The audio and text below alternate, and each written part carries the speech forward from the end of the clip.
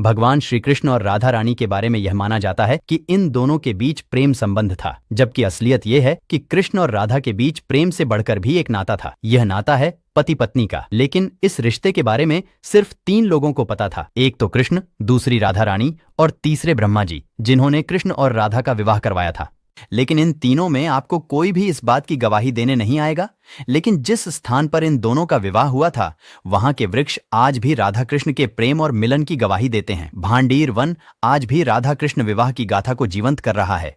ब्रह्मवैवर्त पुराण, गर्ग संहिता और गीत गोवद में भी राधा कृष्ण के भांडीर वन में विवाह का वर्णन किया गया है। मथुरा से करीब 30 किलोमीटर दूर माउंट के गांव छाहरी के समीप यमुना किनारे भांडीरवन है। करीब 6 एकड़ परिधि में फैले इस वन में कदम्ब, खंडिहार, हींस आदि के प्राचीन वृक्ष हैं। भांडीरवन में बिहारी जी को सबसे प्राचीन स्थल माना गया है। यहाँ मंदिर में श्रीजी और श्याम की अनूप जोड़ी है, जिसमें कृष्ण का दाहिना हाथ अपनी प्रियतमा राधा की मांग भरने का भाव प्रदर्शित कर रहा है। मंदिर के सामने प्राचीन वट वृक्ष है।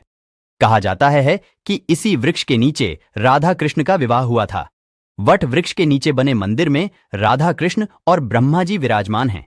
भांडीर वन में राधा कृष्ण एक दूसरे को वरमाला पहना रहे हैं। पुराणों में वर्णन है कि एक दिन नंद बाबा बालक कृष्ण को गोद में लिए भांडीर वन पहुंच गए। तभी भगवान कृष्ण की इच्छा से वन में बहुत तेज तूफान आ गया। यह देखकर नंद बाबा डर गए। वे कृष्ण को गोद में लेकर एक पेड़ के नीचे खड़े हो गए। उसी समय वहां पर देवी राधा आ गईं। नंद बाबा कृष्ण और राधा के देव अवतार होने की बात जानते थे। वह देवी राधा को देखकर स्तुति करने लगे और बाल रूपी कृष्ण को राधा के हाथों में सौंपकर वहां से चले गए। नंद बाबा के जाने के बाद भगवान कृष्ण ने दिव्य रूप धारण कर लिया।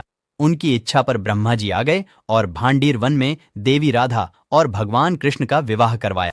भांडीर वन में ही भगवान कृष्ण का प्राचीन मंदिर है। इसी स्थान पर राधे श्याम का विवाह हुआ था।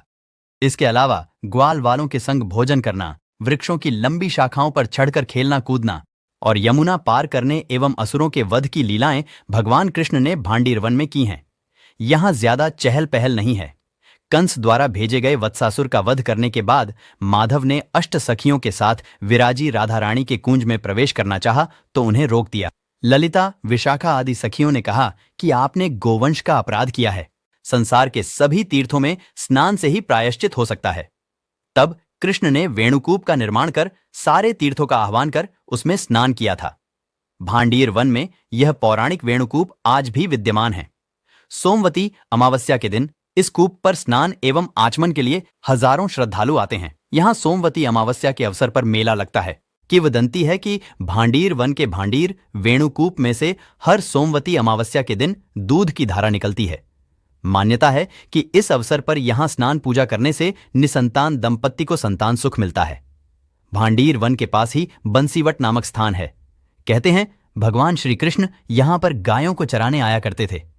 देवी राधा भी यहां पर श्री कृष्ण से मिलने और बंसी की तान सुनने आया करती थी।